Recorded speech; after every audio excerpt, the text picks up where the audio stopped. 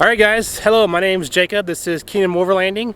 So today we're doing the all controversial topic of, do you have to extreme off-road 4x4 to be able to overland? We're going to talk about that, talk about what my opinion is of overlanding, what I think extreme off-roading is, and hope you guys learned something.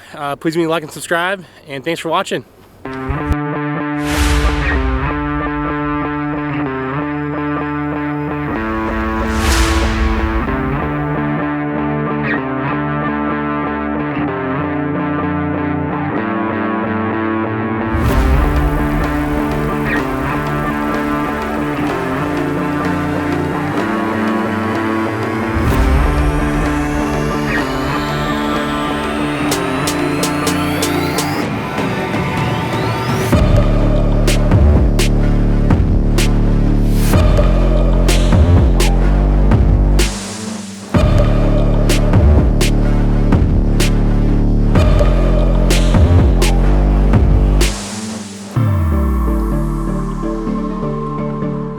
Alright, so what is overlanding, alright? That's what everyone wants to know. It's always a heated topic, it's always talked about, what is overlanding? So in my opinion, this is just me, and we won't be doing this for a couple years, but overlanding to me, the focus is on the journey and the destination. So you're doing off-roading and you're pushing your vehicle to whatever limits you are comfortable with, and you're focused on the end destination. You're camping, right? Where you are you in the forest? Are you on the side of a cliff? You know, are you just hitting a forest road with a campsite, established campsite, whatever it is, and you can set up camp there. You can live, you can sleep, eat, make your meals. You know, that's what I feel like overlanding is. So some people say that needs, you know, only overlanding is for 4 months at a time, and you sold your house and you're living out of your car, you know, and we are a little bit different than that. We are never doing that. We are never selling our house and living out of a vehicle. That's just not what we're doing. So, you know, what we have done, and we've had a great time with it, is going out on the weekend runs, leaving on a Friday night after work, coming back on Sunday, you know, and then once or twice a year we plan an awesome, amazing trip. You know, and that may be a week or two, maybe 3 or 4 days, whatever it is. But during those trips, we're living out the expedition. You know, we're off-roading. Okay, we're hitting some hard to get to areas, and that's our goal. I want to be able to take my family and go have an amazing campsite with amazing views. You know, very, very little traffic, to none.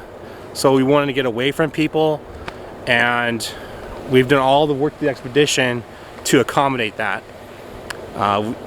Essentially, we've increased the ground clearance with the 37s now, and that has allowed us to gain a lot more access to trails we used to not be able to get to. So that's overlanding to me. You know, the journey and the destination. The length of the trip to me doesn't matter, you know, as long as, you know, you're getting out, you're experiencing adventure, and you're having a good time. So, overlanding. Extreme 4x4 off-roading. If that's your plan, that's your goal, to me that's a little bit different than overlanding. So when you're off-roading, you're going out for a day trip, and that's your plan, you're looking to push your vehicle's limits, right? Either you're wanting to go and just enjoy the day, do a leisurely forest road, or your intent is to push your vehicle, see what it can do, all right? So that's off-roading in my opinion, with the main focus of just strictly enjoying the journey and hoping to test your vehicle. So, and that could be anything, right? That could be rock crawling. Like I said, that could just be hitting challenging conditions. So if you got rain or snow, mud, you know, if you've got a all-wheel drive, or you've got a crawler, right, a buggy, you want to see what it can do, that's off-roading, right? You know, and obviously extreme is you're hitting that top 5% trails that nobody else is hitting. you know, you're going up the side of a cliff, right? You're hitting 5-foot boulders and getting so off camber that any other normal vehicle would roll it. So that's extreme 4x4 and off-roading. Like, it's just purely enjoying the journey, right? Just enjoying the trail, getting out some fresh air, and just being out on the trail.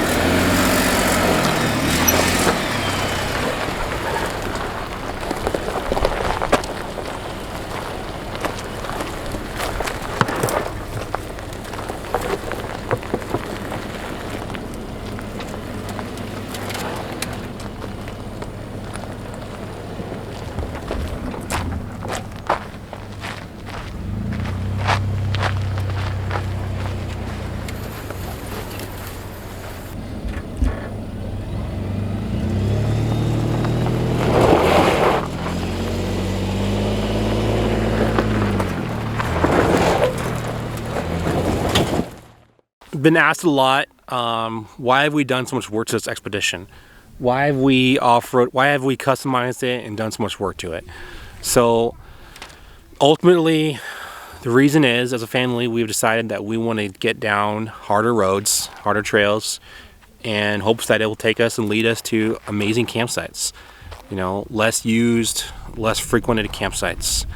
You know, that's the main reason why we've done so much of this. I mean, think about it. We've taken this Ford Expedition with 32-inch tires, no protection underneath, no sliders, no steel bumpers, and we have customized it to the point where we have opened the amount of trails we can hit exponentially. You know, we've got 37-inch tires now. We've got a steel bumper on the front. I've trimmed the rear bumper all the way up to the frame. We've added the rear hitch mount for a spare tire and extra gear. We've got lights all around it. So we've done a lot of work to this, and it's 100% worth it because, you know, we can just really get after it now. And the one thing I want you guys to keep in mind when you're doing that is you need to think about the parts you purchase, because when you get out here, there's a higher likelihood that you're going to break parts. And that goes hand in hand when you're picking your trail difficulties. So you're pushing those parts harder, you're going to get more wear and tear. So keep that in mind, right?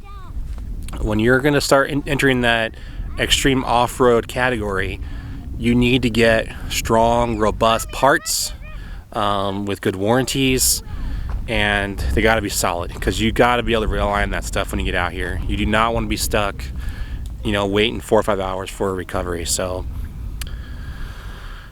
that plays a big factor in what we choose and decide where we're going to go. So keep that in mind, guys. So one thing I want to hit on real quick, if you guys are watching this video and you've got a 4th generation Expedition, you know, hit up my Instagram. I've done a lot of research on what parts you can add as far as suspension goes. You can do body lift, which I do not recommend. It's just a leveling kit pretty much.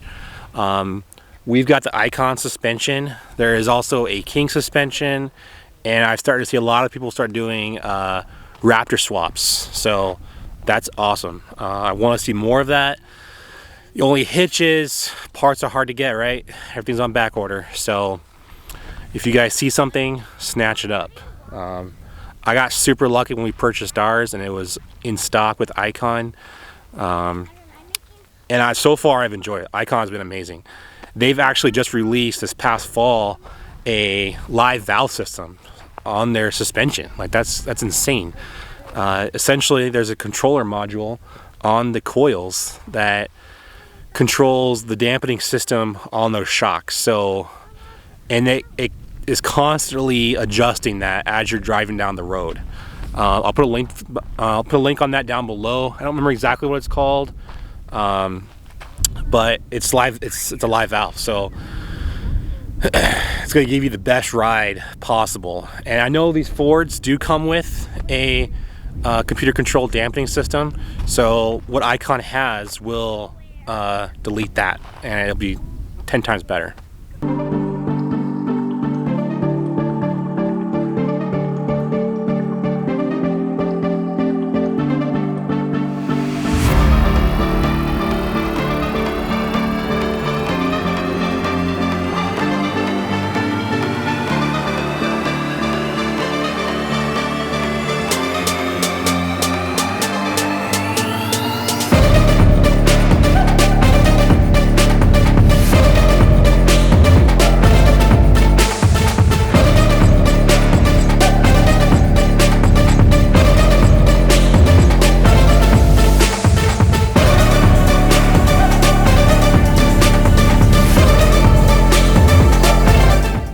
So with off-roading, especially with more extreme off-roading, you need to make sure that you have a solid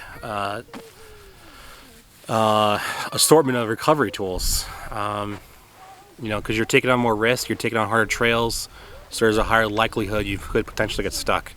So right now, I've got absolute bare minimums, unfortunately. I've got a kinetic rope, and then we've got the high lift jack. So the high lift is, you know, it's got a lot of capabilities with it. You can winch, you can lift a vehicle up, lots of cool stuff.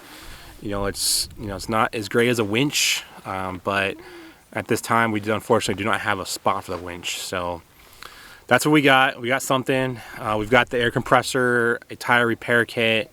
So we're pretty self-sustaining. Take that in consideration, because the more extreme you get, like I said, the more likelihood you're going to get stuck.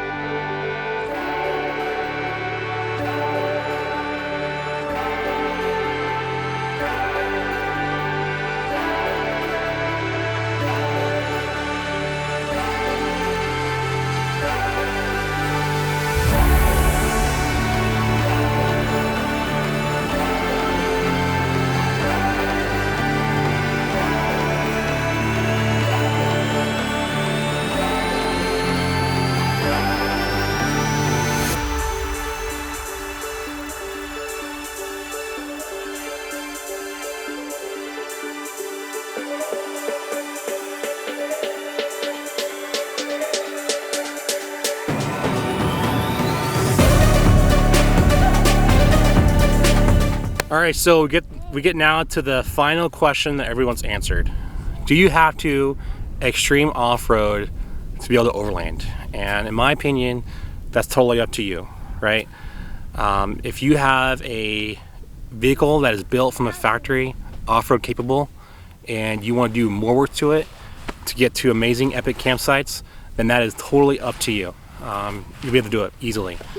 Now, if you also have a vehicle like us and you get a SUV from the factory that's not quite as off-road capable, then yeah, you can still overland. You're gonna have to do a little more work to find epic campsites, just because your vehicle isn't quite as built capable to off-road, but you can still do it. Just do your research, get online, use all the off-road software you can find. You've got Gaia, Onyx, Google Maps. Use it. Find epic campsites. That's what we do. Now, we have done a lot of work. We've added about 5 inches of ground clearance. We've gone from 32-inch tires from the factory to now 37s. Steel bumper in the front. I've trimmed out the rear bumper, obviously.